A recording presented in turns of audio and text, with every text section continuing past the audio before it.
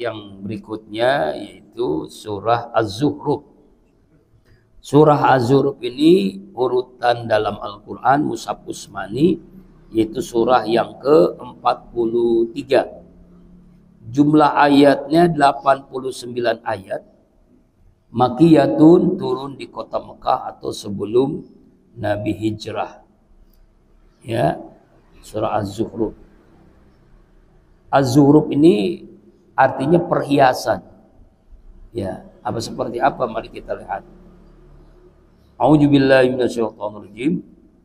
Bismillahirrahmanirrahim. Dengan nama Allah yang Maha Pengasih, yang Hamim. Nah, ini sama dengan penjelasan sebelum-sebelumnya. Setiap kita menemukan ayat diawali dengan kalimat-kalimat huruf hijaiyah, ya itu wallahu a'lam. Jadi artinya wallahu a'lam, hanya Allah yang mengetahui. Jadi jangan mencoba menjelaskan apa itu artinya, karena memang kembali kepada Allah. Ini termasuk ayat-ayat mutasabihat. Dalam Quran itu ada ayat muhkamat, ada ayat mutasabihat. Yang muhkamat ini jelas penjelasannya. Kalau mutasabihat itu yang remeng-remeng, yang memang kita bagian daripada rahasia Al-Quran seperti itu. Alif lam mim, alif lam ra, nun, ya kan? Yasin, qaf ha ya ain shad, hamim. Nah, ini juga sama nih. Pokoknya ayat-ayat yang diawali dengan huruf hijaiyah, terjemahnya adalah wallahu a'lam bimuradi. Hanya Allah yang mengetahui apa maksudnya. Hanya Allah. Kita kembalikan kepada Allah. Biarkan saja. Hamim, ya hamim artinya. Wal kitabil mubin, demi Al-Quran, demi kitab Al-Mubin yang jelas. Tadi kita bahas dalam surah Asy-Syura bahwa Al-Quran itu adalah Rasulullah bisa mengetahui dengan adanya Al-Quran yang hak dengan yang batil. Makanya di sini di ayat yang kedua surah Az-Zukhruf, Allah bersumpah demi Al-Quran yang mubin, yang jelas, yang jelas. Mubin itu jelas, jelas hidayah, jelas gamblang maknanya. Dengan begitu orang bisa memahaminya. Ini Al-Quran mukjizat. Berbeda dengan kitab-kitab yang sebelumnya. Kitab Taurat, kitab Injil, kitab Zabur. Ya, Al-Quran itu ayat yang Quran itu sangat-sangat jelas. Sehingga dibuktikan anak kecil pun bisa hafal Quran. Dan membuktikan itu. Coba lihat, ada enggak pastor atau siapa pendeta yang bisa hafal Injil? Enggak ada yang hafal. Sedangkan Al-Quran, anak kecil aja bisa hafal. Anak kecil yang 5 tahun. Itu orang-orang Palestina itu anak-anak kecil kenapa dibunuh? Karena banyak hafal Quran. Dia takut dengan orang yang hafal Quran. Ya kan? Wal kitabil mubin. Demi Al-Quran yang jelas. Itu jalan hidayah, petunjuk yang menunjukkan kepada kita kepada jalan yang benar. Inna ja'alnahu Qur'anan Arabiyyan la'allakum taqilun. Ayat ketiga, sesungguhnya kami telah menjadikan Al-Quran dengan bahasa Arab. La'allakum taqilun, agar kalian berpikir, agar kalian mudah untuk memahaminya. Di Quran itu Allah turunkan dengan bahasa Arab. Kenapa? Karena Rasulullah orang Arab. Karena turun di Arab, makanya Quran turun dengan bahasa Arab. Seandainya ini umpama Rasulullah turun di Cianjur misalnya, bahasa Sunda. Di Inggris bahasa Inggris, ya. Di Jepang bahasa Jepang. Nah, inilah karena ternyata bahasa Arab itu bahasa yang paling kaya di dunia. Ya, dibandingkan dengan seluruh bahasa, ribuan bahasa di dunia, bahasa Arab itu bahasa yang paling kaya dan mudah untuk dipahami kalau kita pelajari. Ya. Makanya kenapa kita diperintahkan untuk belajar bahasa Arab? Karena memang bahasa Al-Quran. Karena Quran bahasa Arab, hadis bahasa Arab. Karena Rasulullah adalah orang Arab. Ya kan? Ini sekarang kan di zaman sekarang itu diadu domba. Ya, Habib, ya, kemudian Kiai diadu domba dengan Habib. Ini Habib palsu katanya. Turunannya nggak jelas. Habib Ba'alawi itu kan. Dulu terseret-seret Raja Dangdut kan. Mudah-mudahan udah taubat sekarang. Ya kan? Ya, gara-gara si Imat itu kan. yang tesis, kata tesis padahal bukan. Kalau tesis itu diakui di sidang di depan profesor-profesor, seperti saya dulu pernah kuliah tuh kan, ya kan? Almarhum sudah meninggal, pembimbingnya juga profesor, 2 orang pengujinya profesor semua. Itu namanya tesis. Ini nggak pernah diuji di depan sidang tesis itu pun namanya tesis. Nah itu ya. Iya. Padahal itu cuma ngutip copy paste, Pak. Jadi kalau orang yang teliti ternyata tulisan si Imad itu adalah copy paste. Sekarang gampang kan? Gampang banget. Dan Google dicari-cari, masuk-masukin. Cuma penjelasan dikit doang begitu. Copy paste. Jadi bukan karya ilmiah itu. Makanya kalau kuliah di S2 atau S3, kita itu udah nggak boleh pakai Google lagi. Kalau Google itu mungkin hanya informasi, bukannya bukan ilmu, hanya informasi. Ya, Mbah Google itu kan. Nah, karena itulah dengan Al-Qur'an bahasa Arab agar kita mudah memahaminya. Bahasa yang paling kaya di dunia itu bahasa Arab. Kenapa kita harus belajar ilmu nahwu, ilmu shorof, ilmu balaghah, ilmu mani, ilmu bayan? Karena memang Quran itu bahasa Arab, itu masalahnya. Ya, Pak ya. Tapi karena kita ini orang awam, ya ini penjelasan yang saya lakukan ini adalah untuk memudahkan memahami. Makanya pakai tafsir. Tafsirnya pun tafsir Ibnu Katsir ya. Jadi Quran itu adalah bahasa Arab agar kita bisa memahaminya. Semua orang di dunia ini bisa memahaminya, Pak, kalau dia belajar. Sekarang banyak Quran dengan terjemah hampir seluruh bahasa di dunia. Bahasa Inggris, bahasa Korea, bahasa Jepang sudah ada sekarang terjemahnya. Bahasa Cina dan sebagainya. Ya, dalam ayat lain misalnya bilisanin arabin mubin, dengan bahasa Arab yang jelas. Ayat yang keempat, wa innahu fi umil kitabi ladaina al-aliyyun hakim. Dan sesungguhnya Al-Quran itu fi umil kitab, ada di dalam induk kitab, itu di dalam induknya Lauhul Mahfuz. Ladaina la'aliyun hakim, di sisi kami Allah la'aliyun hakim, sungguh benar, tinggi, hakim lagi maha penuh dengan hikmah. Artinya adalah Allah Subhanahu wa taala menjelaskan Quran itu letakkan di Lauhul Mahfuz. Makanya pernah saya jelasin, ada namanya nuzul Quran, ada namanya Lailatul Qadar, turun Al-Quran. Kalau nuzul Quran itu turun Al-Quran di bulan Ramadan. Walaupun diperselisihkan ulama, ada yang mengatakan tanggal 17 Ramadan. Sebagaimana Allah jelaskan, Sahru Ramadan allazi unzila fihi al-Quran. Jadi Al-Quran turun di bulan Ramadan. Itu turun surah Al-Alaq ayat 1 sampai 5. Sedangkan Lailatul Qadar adalah turun Al-Quran sekaligus seluruh Al-Quran. Itu Lailatul Qadar. Jadi seluruh Quran turun dari mana? Dari Lauhul Mahfuz ke Baitul Izzah. Baitul Izzah itu langit dunia. Jadi setelah itu baru malaikat Jibril ditugasin menurunkan sesuai dengan peristiwa. Namanya asbabun nuzul. Ya kan, sesuai dengan masalah, sesuai dengan yang ditanyakan oleh sahabat, atau juga sesuai dengan sejarah asbabun nuzul, turun sebab-sebabnya Al-Quran. Itu namanya nuzul Quran. Ada Lailatul Qadar, sama-sama turun. Cuma bedanya kalau Lailatul Qadar turun sekaligus, kalau nuzul Quran turun di dalam bulan Ramadan, yaitu surah Al-Alaq ayat 1 sampai ayat 5. Itu bedanya, ya. Nah, kemudian di sini dijelaskan bahwa Quran itu posisinya di mana? Ada di umil kitab. Umul kitab itu apa? Ini biasa kita baca di dalam doa nisfu Sa'ban. Kita sering di umul kitab. Umul kitab itu namanya Lauhul Mahfuz. Lauhul Mahfuz, di Lauhul Mahfuz, di dekat arasnya Allah gitu ya. Di sisi Allah Subhanahu wa taala. Makanya kalau orang ingin ingin ngomong dengan komunikasi dengan Allah, bacalah Quran. Ya, kalau kita baca Quran sama aja dengan berbicara dengan Allah Subhanahu wa taala. Ini Al-Quran.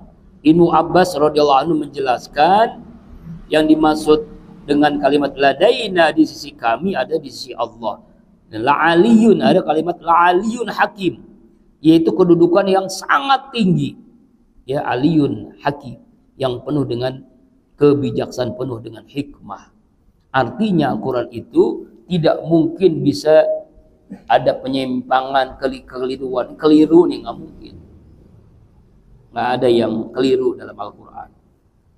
Ya, walaupun nanti ada ayat yang dinasih dan mansuh itu lain dalam. Ya, kalau penjelasannya nanti itu ya, kalau udah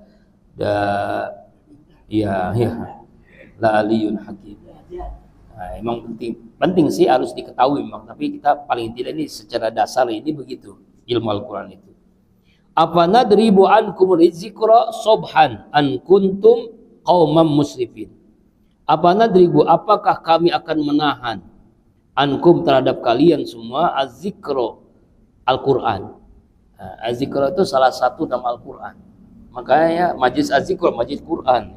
Az-zikra itu nama salah satu dari Al-Quran. Sobhan, dengan menahannya, an kuntum qaumam musrifin, dikarenakan kalian semuanya adalah orang yang melampaui batas dalam kemaksiatan. Ya. Jadi ayat ini menjelaskan bahwa Allah Subhanahu wa taala ya jadi tidak mungkin menahan ini ayat turun karena ada kaum yang maksiat. Tidak mungkin. Kalau Allah sudah menurunkan Al-Quran, turun. Jadi tidak mungkin ayat ini ditahan, ya kan? Tidak mungkin. Seandainya ayat ini diangkat atau ditolak, tidak mungkin. Karena itulah bagian daripada rahmat Allah Subhanahu wa taala. Wa kam arsalna min nabiyyin fil awwalin. Berapa banyak kami telah mengutus para nabi, ya, umat-umat yang dahulu.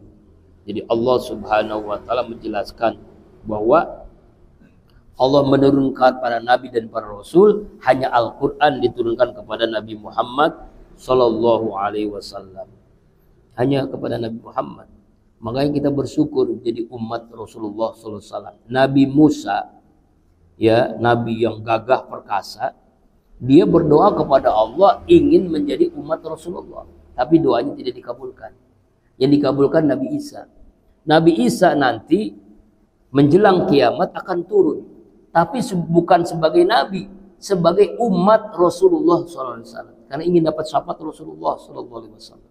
Itulah. Ya, dan itu kalau sudah turun Nabi Isa, ya, itu berarti sudah dekat lagi kiamat, Pak. Tapi tanda-tanda kiamat sudah mulai kelihatan ini. Ya, Arab, ya, di Mekah sudah ada salju, ya, di Arab Saudi itu ada salju, udah apa namanya beda, ya, rumput sudah mulai hijau, udah banyak sungai, udah banyak air mengalir, bahkan bangunan-bangunan semakin banyak. Itu proyek-proyek 2030 Arab Saudi itu luar biasa itu, bahkan membuat semacam bentuknya semacam Ka'bah gitu, ya, di Riyadh. So, itu tahun 2030 akan jadi. Bagaimana itu keadaan? Itulah. Nauzubillah min zalik, ya. Makanya kita bersyukur kepada Allah menjadi umat Rasulullah SAW, umat akhir zaman. Nah, kemudian ayat yang ke-7. Wa ma ya'tihim, dan tidak datang kepada mereka min nabil, yaitu nabi, illa, kecuali kanu, mereka itu kepada nabi tersebut yastajun, mereka mengolok-olok, mereka mengejek-ngejek. Jadi Al-Quran turun, apa namanya, nabi itu diutus oleh Allah, bukan turun ya, semua nabi, ya, Nabi Nuh, Nabi Daud, Nabi Musa, Nabi Isa, semua nabi, Nabi Soleh, itu semuanya diejek, diolok-olok, ya, dihina, dicaci maki, ya, sampai kepada Nabi Muhammad SAW diejek, dihina, ya, yastahzi'u. Jadi semua para nabi itu tidak mulus gitu dalam dakwahnya. Makanya kalau kita mengalami ujian berat, coba lihat para nabi. Ujian yang paling berat itu ujian yang dialami oleh para nabi. Jadi seberat yang dialami oleh kita. Coba ya. Wa may yati min nabin illa kanu yastahzi'u. Ya, tidak datang kepada mereka nabi itu kecuali mereka mengolok-olok, kecuali mereka mengejek-ejek. Fa'ahlakna, lalu kami binasakan, kami hancurkan asyadda, yang lebih kuat minhum daripada mereka, batsan, yaitu dalam kekuatan, wa madha, dan telah berlalu masalah awwalin, masul awwalin, contoh-contoh umat yang dahulu. Bagaimana Allah hancurkan, Allah binasakan, Allah azab umat-umat yang dahulu karena mendustakan para nabi dan para rasul. Umat Nabi Nuh, umat Nabi Saleh, umat Nabi Musa, umat nabi-nabi yang lain itu Allah hancurkan. Kenapa? Karena mereka mengolok-olok, mengejek, menghina dan mendustakan para nabi. Ya, Allah binasakan dengan banjir, dengan gempa. Ya, mereka yang mendustakan apa? Para nabi dan para rasul. Ayat ini juga dijelaskan dalam surah Mu'min. Afalam yasiru fil ardi fanzuru kaifa kana aqibatul ladzina min qablihim kanu aksaru minhum wa asyaddu quwwah. Apakah mereka tidak mengadakan perjalanan di muka bumi ini, lalu mereka perhatikan bagaimana akibat orang-orang yang mendustakan, yang mengolok-olok, yang mengejek para nabi dan para rasul. Padahal mereka itu adalah orang-orang yang kuat, orang yang gagah, tapi Allah hancurkan karena mereka mendustakan ayat-ayat kami. Wa madha masalul awwalin, dan itu terjadi umat-umat yang dahulu. Yang siksaan, musibah, bencana yang dahsyat Allah perlihatkan kepada umat-umat yang dahulu. Jadi kalau ada umat-umat yang sekarang, ya, itu bagian daripada perskot, ya. Tapi umat-umat yang dahulu lebih dahsyat lagi musibahnya. Wala in sa'altau man khalaqas samawati wal arda la yaqulunna khalaqahunna al-azizul alim, ayat 9. Wala in sa'altahum, dan sungguh apabila kami tanyakan kepada mereka, man khalaqas samawati wal ard, siapa yang telah menciptakan langit dan bumi, la yaqulunna, niscaya mereka pasti menjawab, khalaqahunna, yang telah menciptakan langit dan bumi, al-aziz, yaitu Allah yang maha gagah, al-alim, lagi maha mengetahui. Ya, jadi kalau mereka ditanya siapa yang menciptakan langit dan bumi, pasti mereka mengatakan Allah yang maha gagah, yang maha mengetahui, yang telah menciptakan langit dan bumi. Pasti mereka mengatakan itu. Ya, pasti mereka mengatakan Allah yang menciptakan langit dan bumi. Semua itu mereka mengakui. Tapi anehnya mereka masih menyembah patung, menyembah berhala, menyembah Tuhan selain Allah. Aneh kan? Nah ya, dulu ada orang-orang Quraisy itu, orang-orang kafir itu dulu di zaman jahiliyah. Ya, mereka ditanya siapa yang menciptakan langit dan bumi? Allah. Tapi kenapa mereka menyembah patung? Ya, katanya sebagai wasilah untuk sampai kepada Allah itu melalui patung ini, melalui berhala. Makanya di Ka'bah itu dulu itu banyak patung, ratusan patung, 300 patung. Jadi mereka menyembah Allah lewat patung ini. Ya sama aja, itu namanya perantara. Makanya perantara inilah yang diharamkan, yang nggak boleh. Ya. Jadi di ayat ini Allah tegaskan orang-orang kafir itu mengakui bahwa yang menciptakan langit dan bumi itu Allah. Khalaqahunnal azizul alim. Mereka mengakui yang menciptakan semuanya, langit dan bumi itu hanya Allah. Tapi maka kenapa mereka menyembah patung? Kenapa mereka menyembah berhala? Nah, itulah anehnya kan. Itulah orang-orang kafir Quraisy. Ya. Makanya ya, kenapa dalam surah Az-Zukhruf ini, ya, surah tentang tentang masalah ya kehidupan di dunia, dengan kita diajak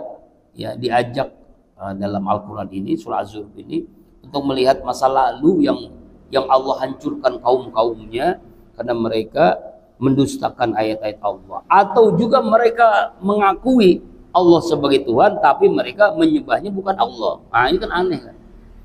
Ya kan? Mereka mengaku yang menciptakan langit dan bumi. Coba lihat, khalaqahunnal azizul alim.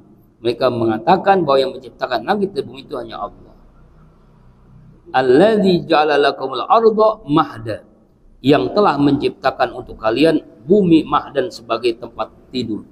Wajalakum fiha subula la'allakum tahtadun, dan Allah telah menjadikan buat kalian di dalam bumi ini subulan, jalan, la'allakum tahtadun, agar kalian mendapatkan hidayah, akan kalian mendapatkan petunjuk Allah Subhanahu wa taala. Artinya adalah Allah telah menjadikan langit dan bumi. Bumi ini adalah tempat kita istirahat, tempat tidur, tempat kita berjalan, ya. Tempat berjalan agar apa? Agar kita bisa melintasi langit,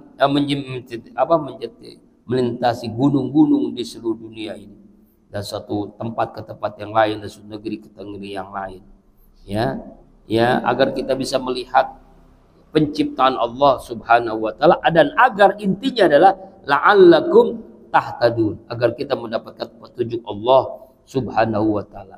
Makanya ayat ini bisa tersirat, kita boleh kita istilahnya itu dengan rihlah. Rihlah itu artinya, ya, kalau bahasa kita healing, jalan-jalan. Ya, jalan-jalan yang membawa hikmah. Keliling dunia, keliling Indonesia, bisa ke makam-makam wali, keliling dunia lah, untuk melihat penciptaan Allah, untuk melihat keadaan kita, ya. Boleh, agar intinya agar kita mendapat petunjuk, ya, bukan hanya sekedar healing yang tidak ada manfaatnya, agar kita mendapatkan petunjuk dari apa yang kita lakukan. Jadi ayat-ayat dalam surah Az-Zukhruf ini mengajak kita, ya, agar kita bisa memahami bahwasanya Al-Quran ini benar-benar petunjuk. Al-Quran ini namanya Az-Zikra. Jadi salah satu nama. Jadi banyak nama-nama Al-Quran.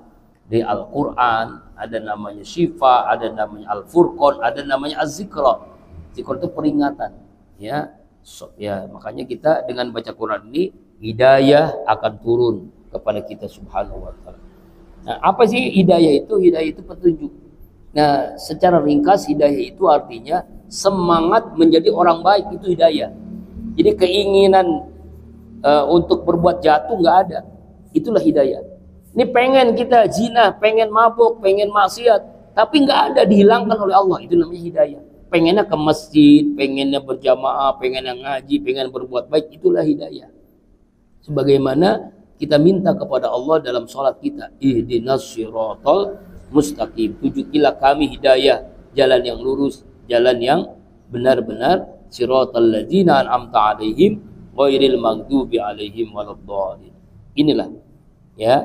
Jadi dari ayat-ayat 1 sampai 10 kita bisa mengambil pelajaran, mengambil kesimpulan dalam surah Az-Zukhruf, yang nanti kita akan diajak untuk memahami surat ini tentang kenikmatan dunia yang sementara, dan kita harus ingat bahwasanya kenikmatan dunia yang sementara ini menipu kita, yang seringkali kita terlena dengan keadaan di dunia. Dan nanti juga di dalam surah Az-Zukhruf ini, ya, kita harus yakini bahwa Al-Quran itu turun dari Allah, di Lauhul Mahfuznya Allah, turun dari sisi Allah. Jadi benar-benar Al-Quran itu bukan karangan Nabi Muhammad, bukan ciptaan Nabi Muhammad. Makanya orang yang membacanya itu akan mendapatkan syafaat. Iqra'ul Quran ya'ti yaumal qiyamah syafi'an li ashabi. Baca Al-Quran, maka Al-Quran akan berikan syafaat bagi orang yang membacanya. Semoga apa yang kita baca hari ini kita bisa mengambil pelajaran, mengambil hikmah, dan Allah rahmati kita dengan Al-Quran. InsyaAllah minggu depan surah Az-Zukhruf ayat ke-11, InsyaAllah. Wallahu a'lam bishawab.